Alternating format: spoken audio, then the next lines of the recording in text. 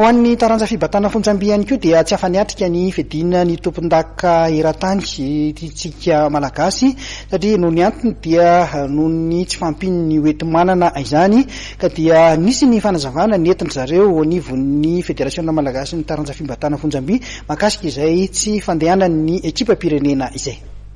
Very ny ezaka hoe Eric Manina Andretsytoaina nandropaka medaly volamena 3 sy Vania Ravolon'ny Aina nandropaka medaly volamena 2 nandritra ny fidinan'ny tompon-dakany Afrika farany teo Tatsy Maurice tsy afaka niseo sehatra eo amin'ny fidinan'ny tompon-daka eran-tany any Turkmenistan izy mianadahy ireto miampy any Irandafison Rosine sy Iranenandrasana sitraky ny eny toy ny zakain'ireo atleta amin'ny taranjava dia anitsifisin'ny hoenti-manana no tsy nandraisantsika anjara hoy Andriamatoa Rakotoa Jean Thomas Daquin tale teknika nasionaly. Araka ny fanazavany tale teknika hatrany dia fantatry izy ireo fa efa nivoaka ny vola teo anivon'ny fitantanam-bola saingy tsy tonga tany amin'izy ireo izany fa dia niantona teo anivon'ny ministeran'ny tanora sy ny fanatanjahantena. Mitondra fanazavana mikasika ny indray izay ny tale teknika nasionaly. Momba ny championnat du monde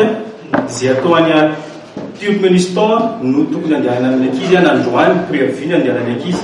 nefany misy zavatra problème ny ankizy amin'izao tiako tsara tsy indrina mafy le izy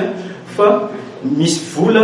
subvention reo ankizy ireo monjy ny championnat du monde any amin'ny Turkmenistan izay efa nivoaka amariko tsara efa nivoaka ny vola andehanan'ireo ankizy ireo monjy championnat du monde nefa le jusqu'à izao mbola tsy misy resaka avy ety amin'ny ministère izahay miandry ny valiteny ministère mifampiresaka amin'ny ministère ihany izay ao amin'ny fédération nefany ohatra ny alirila ministère zay tsy mahazo valy mafapo avy amin'ny ministère hatramin'izao. Mariketona moa fa io championnat du monde zay atao any Turkmenistan io dia qualification ny ankizy zay anomana sahady ny Jeux olympiques zay atao any Tokyo amin'ny 2020 io dia qualification ho any haltérophilie satria ny qualification dia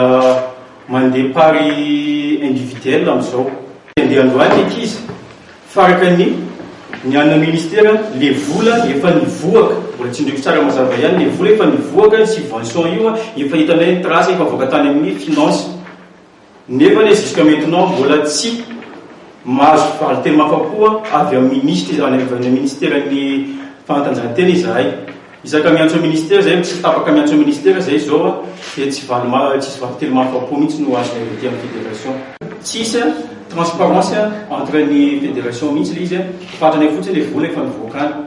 fa tsy fantanay montant satria tsisy transparence le izy ary ny ministère dia manao loatra koa eto noho tsy mahety ny fédération anay ny président fédération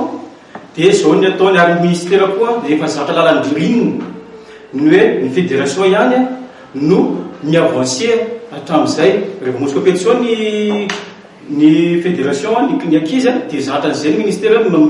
ny fédération ihany no mame vola aloha dia aveo miremboursé izy efa zatran'izay lalandrinina zay ministère ka normalement zany raha tsy tonga raha tsy mivoaka zay vola zay dia tsy andeha ny ankizy zany satria nefa tiako marina treto